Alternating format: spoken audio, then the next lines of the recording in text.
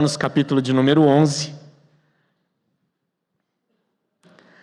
verso 33 até o verso de número 36. Romanos 11, 33 a 36. A palavra de Deus, ela diz o seguinte: ó profundidade da riqueza, tanto da sabedoria como do conhecimento de Deus! Quão insondáveis são os seus juízos e quão inescrutáveis os seus caminhos. Quem, pois, conheceu a mente do Senhor? Ou quem foi o seu conselheiro? Ou quem primeiro deu a ele para que lhe venha a ser restituído? Porque dele, e por meio dele, e para ele são todas as coisas. A ele, pois, a glória eternamente. Amém. Feche seus olhos mais uma vez. Vamos orar. Muito obrigado pela palavra do Senhor. Muito obrigado, Senhor Deus, porque o Senhor fala conosco através dela. Muito obrigado, Deus, por tudo aquilo que o Senhor já comunicou a nós durante esse culto. E que nesse momento, Deus, enquanto nós meditamos nesse texto, o Senhor venha continuar, Deus, ministrando aos nossos corações. Que o Teu Santo Espírito me use, o Teu Santo Espírito, Deus, o Pai, fale, Deus, através de mim essa noite, é o que nós te pedimos, em nome de Jesus. Amém. Amém. Meus queridos, nós somos conduzidos diariamente, todos os dias, ao pensamento de que todas as coisas, elas existem por causa de nós. A gente é levado diariamente ao entendimento de que tudo é sobre a gente. De que tudo é sobre nós, de que o existir, de que o viver, de que o estar casado é sobre nós, somente sobre nós. Nós somos conduzidos diariamente à ideia de que o mundo, na verdade, ele gira ao nosso redor. Na verdade, que o universo gira ao nosso redor, de que nós somos o centro de todas as coisas, de que as nossas coisas é que importam. As nossas vidas, na verdade, é o que é mais importante, de que as nossas vontades é que devem ser realizadas, de que o mundo, a vida, as amizades, os relacionamentos, o casamento, os nossos filhos, o nosso trabalho, é tudo para nós e é tudo sobre nós. Tudo é sobre o satisfazer a minha vontade. Tudo é sobre o conquistar as minhas coisas. A gente acha tanto que a vida é simplesmente sobre nós, que isso nos conduz a um menosprezo, ou a menosprezar quase tudo que nos cerca e que não se relaciona com a gente. Até mesmo, às vezes, nos conduz a menosprezar até pessoas que estão no nosso ciclo de amizade, familiar, doméstico, religioso, nos conduz a esse tipo de menosprezo cotidiano. Nós achamos que a vida ela é tão sobre nós que a gente vive numa competição. A gente gosta de competir em tudo. A gente gosta de competir até mesmo em desgraça. Às vezes uma pessoa chega para você e fala assim: poxa, eu estou com uma dor de cabeça.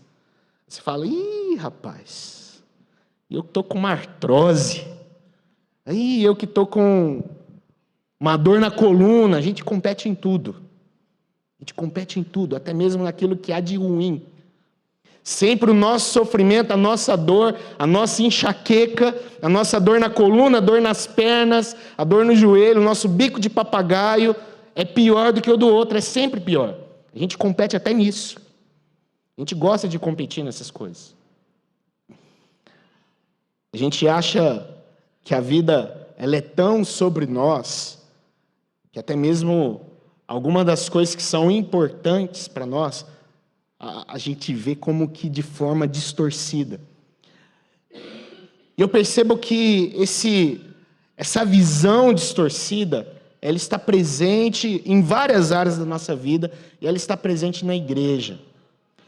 E talvez muito do evangelho que a gente escuta, pelo menos por aí, ou esses evangelhos que são disseminados na grande massa, a gente percebe que gera em nós esse sentimento de que tudo é sobre a gente. Nós cantamos aqui uma das canções onde a gente pede a Deus que Deus nos conduza ao centro da vontade dEle. Nós acabamos de cantar isso agora há pouco. Mas é interessante que, na grande maioria das vezes, aquilo que a gente ouve é de que, na verdade, é que nós somos o centro. De que se há no coração de Deus um centro, esse centro é você. É maravilhoso ouvir isso. Mas isso é uma visão totalmente distorcida do Evangelho. Isso é uma visão totalmente distorcida de Deus. Isso é uma visão totalmente distorcida da nossa adoração e do nosso relacionamento para com Deus. Tudo em nós está distorcido. A nossa visão das coisas está distorcida. Quando a gente olha para Deus, a nossa visão de Deus, ela é distorcida ao ponto de que nós achamos que Deus está ao nosso dispor.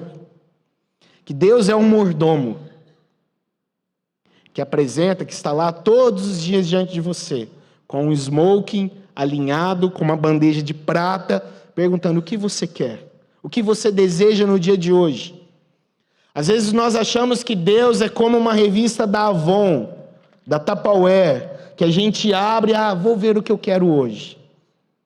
Nós achamos que Deus é como se fosse um cardápio, é como se fosse um aplicativo do iFood. O iFood não está me patrocinando. É como se fosse um aplicativo onde a gente olha, o que eu vou comer? E se não está legal, você vai lá, abre uma reclamação, dá uma estrela somente. A gente acha que Deus é assim. A nossa visão sobre Deus está totalmente distorcida. A nossa visão também sobre o culto a Deus, ela também está distorcida, porque a gente acha, isso nos leva ao entendimento de que o culto, ele é uma expressão exclusivamente nossa e para nós. É a minha expressão, então eu vou adorar a Deus como eu quero adorar. Eu vou adorar a Deus expressando da forma como eu quero me expressar a Deus. E não é assim que a palavra de Deus nos diz. A sua expressão de culto a Deus, a minha expressão de culto a Deus, querido, ela está prescrita na Bíblia. Então nós não adoramos a Deus como a gente quer adorar. Nós não cultuamos a Deus como a gente quer cultuar a Deus. Não é a sua expressão de louvor. É a expressão de louvor que Deus quer da igreja dele. Não é um culto que é para você, é um culto que é para Deus. Então as músicas que foram cantadas aqui, elas não são para você. Não são aqui 25, 30 minutos que vão entreter você até chegar o tempo da mensagem, não é isso. São canções que são cantadas para adorar a Deus. São canções que precisam ser cantadas com o intuito de louvar o Senhor. Então, todo o processo, tudo aquilo que é envolvido, precisa ser tratado com esse tipo de seriedade, com esse tipo de compromisso. É para o Senhor. Quando nós viemos aqui, ou estamos nos preparando para o culto, a gente precisa orar, não no sentido, Deus, que o meu culto ao Senhor seja muito bom, que as músicas sejam muito boas. Não, Deus, como o Senhor quer que eu, como parte da tua igreja, cante ao Senhor essa noite. Deus, como o Senhor quer, como eu que sou parte da tua igreja, venha louvar o Senhor essa noite. Assim deve ser. O problema é que essa visão de que a gente acha que tudo é sobre a gente, nos leva a um entendimento distorcido, até mesmo do culto, achando que é uma expressão nossa, é só sobre a gente. Isso nos conduz também a uma visão distorcida de ministérios, porque os ministérios se tornaram um local de autopromoção, onde é o fulano que canta muito, onde é o ciclano que varre uma igreja como ninguém, onde é o outro que fala como nenhum outro fala. Se tornou uma autopromoção, onde a gente até mesmo usa isso como credencial. Antes da gente falar quem a gente apresenta tudo que a gente faz. Se tornou autopromoção. Está tudo distorcido. A gente acha que todas as coisas é sobre a gente. A gente acha que tudo está girando ao nosso redor. E a palavra de Deus, ela nos mostra que não é dessa forma. O texto que você acabou de ler agora, querido, ele é uma doxologia. E o que é uma doxologia? A doxologia, para a gente entender um pouquinho o que é essa palavra, a gente precisa ir para a raiz dessa palavra. Porque a palavra doxologia é a junção de dois termos gregos, que é doxa e logia. São dois termos gregos que estão juntos aí, que formam essa palavrinha doxologia. A palavra doxa, ela vem da ideia de glória. E a palavra logia, ela vem da ideia de palavra, ou seja, palavras de glorificação, ou atos de glorificação. É isso que significa o termo doxologia. E o texto que a gente acabou de ler, ele é uma doxologia. Eu vou explicar por que ele é uma doxologia. Mas antes, vamos falar um pouquinho mais sobre isso. Então, a ideia de uma doxologia é você glorificar alguém através de palavras, através de ações, ou resumindo de uma forma bem prática, é usar frases, orações, músicas, poesias, como uma forma de expressão para você glorificar algo, glorificar alguém. Isto é uma doxologia. E esse texto é isso. A doxologia, ela sempre esteve presente na história da igreja. A doxologia, ela sempre esteve presente na história do culto cristão, sempre esteve presente. Sempre o culto, ele teve o seu momento de doxologia. O nosso culto aqui hoje teve isso. Esse momento onde nós glorificamos a Deus, através de palavras, de músicas, de poesias. Nós fizemos isso no nosso culto. Então talvez você nunca ouviu essa palavra, mas você que frequenta essa igreja, você sempre praticou isso, todo domingo aqui.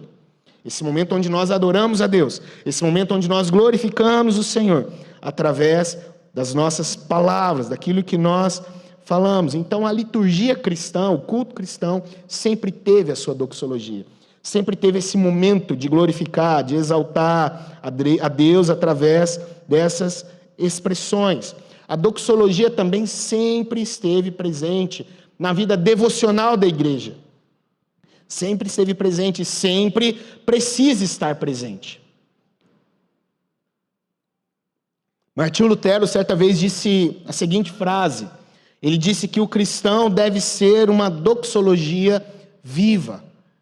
A nossa vida, ela precisa ser uma doxologia a Deus. Isso não é uma ideia de Martinho Lutero. Na verdade, Martinho Lutero, ele pegou essa frase, talvez parafraseando aquilo que o apóstolo Paulo já disse. O que Paulo já disse? Quer comais, quer bebais, ou façais outra coisa qualquer, faça para glória de Deus. Então, a vida do crente, ela deve ser uma doxologia. A vida do crente deve ser recheada, ou deve ser uma expressão constante de glorificação a Deus. Esse é o motivo para o qual nós fomos criados. Qual é o fim principal do homem? Primeira pergunta do nosso catecismo. Qual é o fim principal do homem? Glorificar a Deus e gozá-lo para todo sempre. Para isso que nós existimos. Para sermos uma doxologia ao nosso Deus. Para sermos uma expressão constante de glorificação a Deus. É para isso que você existe, querido. É para isso que nós, como povo desse Deus, existimos. Então, diante daquilo que você medita na palavra de Deus, diante daquilo que você aprende nas Escrituras, diante daquilo que você é instruído todos os dias, todas essas coisas, elas precisam conduzir a sua vida a uma doxologia, a glorificar a Deus por tudo aquilo que você tem aprendido. E respondendo à pergunta agora, por que o nosso texto é uma doxologia? O nosso texto, ele se junta a vários outros textos na palavra de Deus que são também doxologia. Exemplo, Salmo 104, verso 1. Salmo de número 104, verso 1 diz: bendiga minha alma o Senhor, Senhor Deus meu, como tu és grandioso, estás revestido de glória e majestade. Uma doxologia. Efésios capítulo de número 3, verso 20 e 21 diz: ora, aquele que é poderoso para fazer infinitamente mais do que tudo que pedimos ou pensamos, conforme o seu poder que opera em nós, a ele seja glória na igreja e em Cristo Jesus, por todas as gerações, para todos sempre. Amém. Diz o apóstolo Paulo.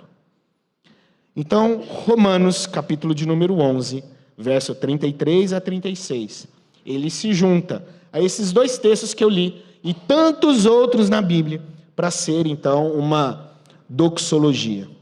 A doxologia sempre é o resultado de uma profunda reflexão diante de tudo aquilo que nos é dito sobre Deus. É o resultado. E é interessante que isso se aplica perfeitamente a esse texto, por causa do contexto dele. O contexto de Romanos, capítulo de número 11, versos 33 a 36, vai começar lá no capítulo 9. E eu gostaria de encorajar você a essa semana, na sua casa, no seu momento de devocional, você lê Romanos, do capítulo 9 até o capítulo de número 11. Porque tudo que Paulo conclui aqui, profundidade da riqueza, começa com o seu entendimento, ou com o desenvolvimento que ele faz sobre Deus, lá no capítulo de número 9. Então ele vem construindo, ele vem falando sobre o seu coração, sobre a sua tristeza, o que ele sentia a ver os seus compatriotas rejeitando a Jesus, diante da reflexão da graça, da misericórdia de Deus, escolhendo a igreja, escolhendo os judeus que se entregam a Jesus, a eleição dos gentios. Então, se você ler todo o contexto, esses 3 capítulos, 9, 10 e 11, que trazem um conteúdo extremamente teológico, é interessante isso. Porque se você pegar o capítulo 9, 10 e 11 de Romanos, talvez sejam os 3 capítulos mais teológicos da carta. E olha que a carta de Romanos talvez seja o livro mais teológico de toda a Bíblia, que mais fala sobre doutrina, que mais fala sobre teologia, seja a carta de Romanos. Mas dentro dela há o capítulo 9, 10 e 11, que talvez seja aí o suprassumo da teologia dentro da teologia.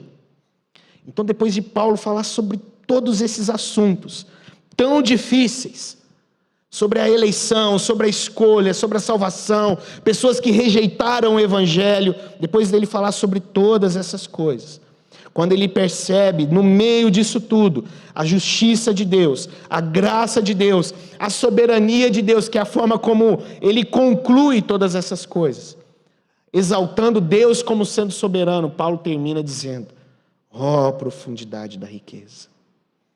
Paulo fica maravilhado em perceber o quão Deus é grandioso ao terminar de escrever todas essas coisas. Deus, diante de tudo isso que eu acabei de descrever, eu fico maravilhado, profundidade dessa riqueza, dessa sabedoria, desse conhecimento desse meu Deus. Ele conclui, então, mostrando o quão Deus é glorioso.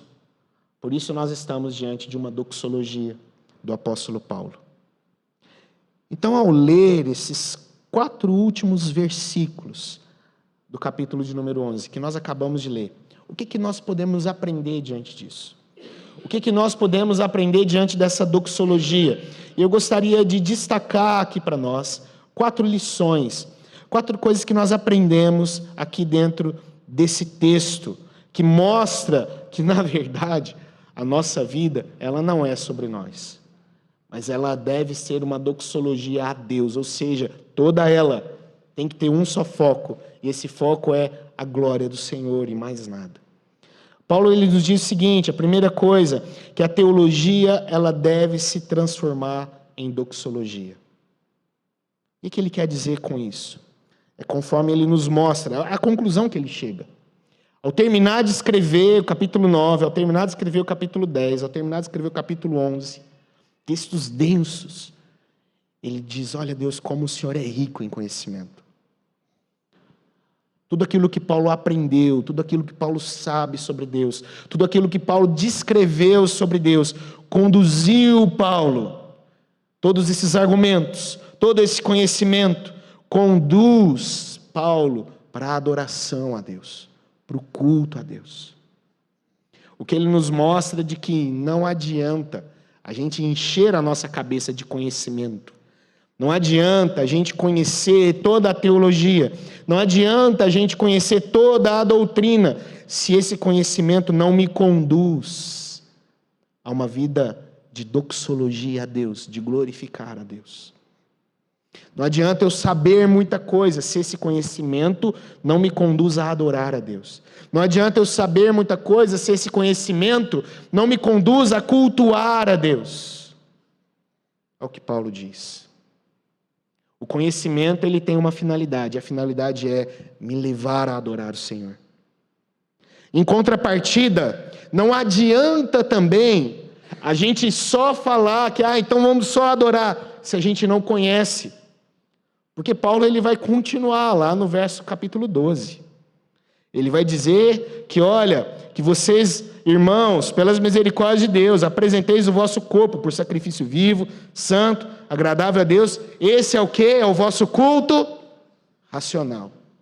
Quer dizer que o culto também tem entendimento. A gente precisa saber o que a gente está fazendo. A gente precisa saber quem ou por que a gente está adorando a Deus. É o que Paulo diz. O culto sem a teologia, ele não adianta de nada. Mas da mesma forma, a teologia sem a adoração e o culto também não adianta de nada. Então não adianta você encher a sua cabeça de conhecimento se você não adora a Deus de verdade. Se você não cultua a Deus, se você não glorifica a Deus, se isso não conduz você a glorificar o Senhor.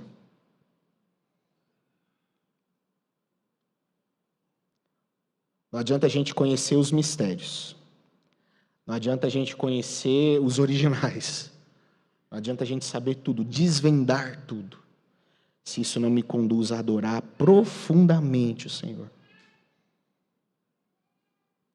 Não adianta, não adianta, não adianta. A gente precisa conhecer a Deus. Não existe teologia sem doxologia. Não existe, queridos. Segunda coisa que a gente aprende, verso de número 33, é que Deus, ele é profundo demais. Veja como ele inicia o texto, dizendo que sua riqueza, sua sabedoria, o conhecimento desse Deus são profundos. São profundos. Paulo está dizendo aqui que a forma como esse Deus planejou, concedeu a salvação, fazem parte dessa profundidade. Nunca foi sobre o perceber o arrependimento no homem. Nunca foi sobre a gente entender como uma forma de recompensa sobre as nossas obras. Nunca foi sobre isso. A gente precisa perceber atos de arrependimento. Vamos ver então as obras. Nunca foi sobre isso.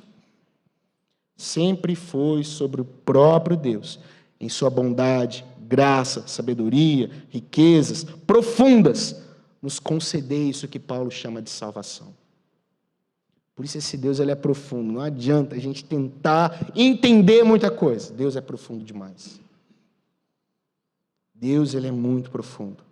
A gente pode especular todos os caminhos. E como Paulo diz, todos esses caminhos, eles continuarão sendo insondáveis.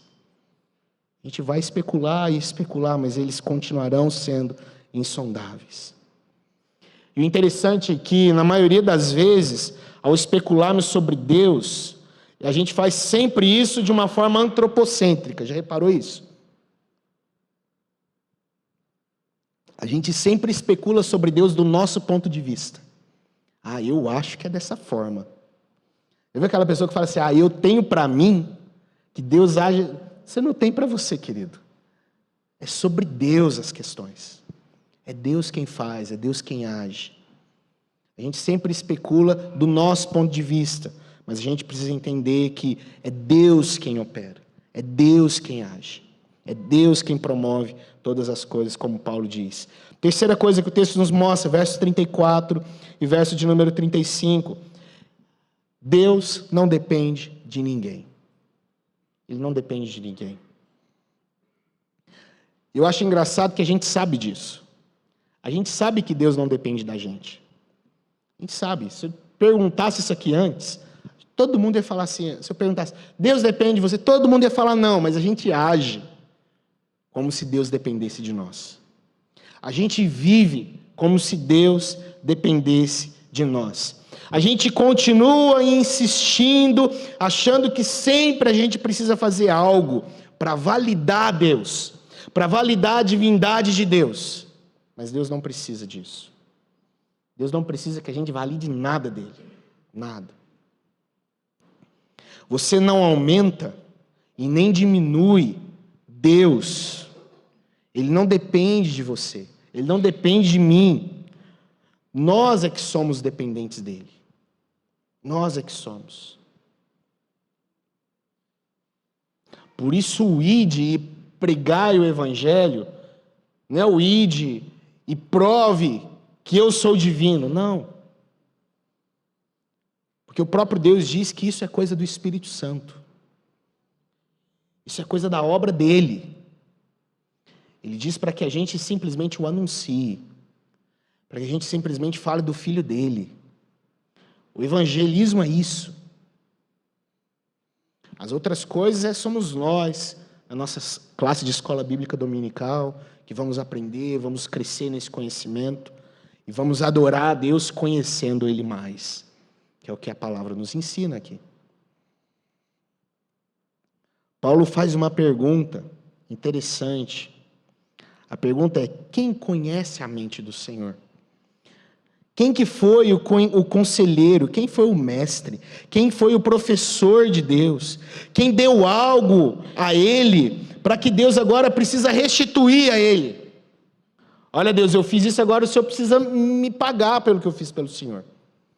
Eu defendi o Senhor, agora o Senhor precisa me restituir agora. Sobre aquilo que eu tenho feito para você.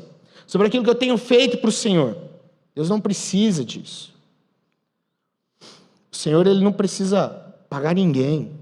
Ele não deve nada a ninguém. Ninguém. É engraçado que a gente ainda insiste em gritar e cantar: Deus, restitui, me devolve. Deus não tem que devolver nada para a gente. Deus não tem que restituir nada para a gente. Nada. Tudo é dele. Aquilo que ele nos deu, ele deu de graça. E por isso é graça. Entenda uma coisa, queridos. Entenda uma coisa. Tudo o que vem de Deus a nós, tudo o que vem de Deus a nós é imerecido. Imerecido. Tudo o que vem dele.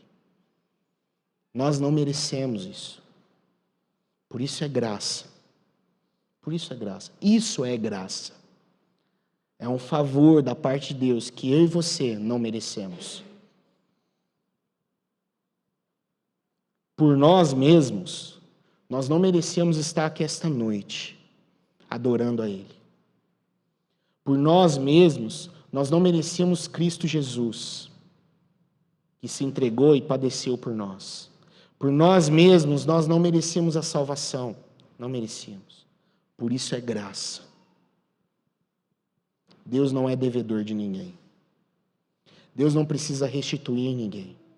Deus não precisa pagar ninguém. Ele é o dono de tudo. Tudo é dele. Tudo é para ele. Tudo é por meio dele. Assim é o nosso relacionamento para com esse Deus. Nós é que dependemos dele. Nós somos os dependentes aqui da história. Não ele, dependente de nós. O nosso Deus, ele não é um Deus grego. Os deuses gregos, eles precisam que o povo o adore, para que ele se torne mais forte. Se o povo para de adorar, se os gregos parassem de adorar a Zeus, a Poseidon, eles ficariam mais fracos. Perderiam guerras. O nosso Deus, ele não é dessa forma. Ele é o Todo-Poderoso. E é Ele quem nos aperfeiçoa na nossa fraqueza, e não nós que aperfeiçoamos Ele. É Ele quem nos aperfeiçoa. É Ele quem nos fortalece. É Ele quem faz forte o cansado. É Ele quem levanta aquele que está caído. Não somos nós que fazemos isso. Tudo é dele. Todas as coisas são deles. E por fim, verso de número 36. Porque dele, e por meio dele, e para ele, são todas as coisas. A ele, pois, a glória eternamente. Amém. Tudo é sobre Deus. Tudo é sobre Deus. A sua vida é para Ele. Ele é o autor, Ele é o idealizador, Ele é o criador, Ele é o consumador, Ele é o salvador, Ele é o rei, Ele é o Senhor, não somos nós. Ele é aquele cujo qual tudo provém dele, e tudo depois é conduzido de volta para Ele. Tudo vem dele, e depois tudo é para Ele mesmo. A minha vida, a sua vida é dele. O mundo, ele não gira ao nosso redor. O mundo, ele não gira ao nosso redor. Nós não somos o centro das coisas. Deus é o centro. Ele é aquele que no final de tudo, todo joelho vai se curvar diante dele, vai se dobrar diante dele. Os seus dons, eles não são seus, eles são dele. O seu ministério, ele não é seu, querido, ele é dele. O seu culto, ele não é seu, ele é dele. A sua adoração, ela é dele. Aquilo que você tem é dele. A sua família é dele. O seu trabalho precisa ser dele também. Tudo é para Ele. Como Lutero disse, a minha vida, a sua vida, deve ser uma doxologia. Elas precisam ser atos de glorificação a Deus. Não se gabe daquilo que você tem. Não se gabe daquilo que você é. Não se gabe daquilo que você faz. O conhecimento que nós temos e o conhecimento que você pode ter, ele provém de Deus. Utilize o seu trabalho para glorificar a Deus. Utilize as suas posses para glorificar a Deus. E assim como a palavra doxologia ela nos mostra, e como Paulo aqui nos mostra, a vida, entenda isso, querido, e eu vou finalizar com essa frase: a vida, em seu sentido máximo, não é sobre nós, não é sobre a gente, mas é sobre Deus e em viver para a glória dele. Não é sobre o que há de maior ou o que tem de mais sobre nós, mas é o que mais tem sobre Deus em nós. É isso, é a vida. Que Deus possa nos abençoar. Que essa semana seja uma semana em que você de fato viva intensamente para glorificar esse Deus. Que você saia daqui entendendo que as coisas não giram. Você não é o ponto gravitacional da sua história. Você não é. Você não é o ponto gravitacional. Você não é o autor da sua história. Não é você que tem que sair das cortinas e subir no palco da sua vida. Não, não é você.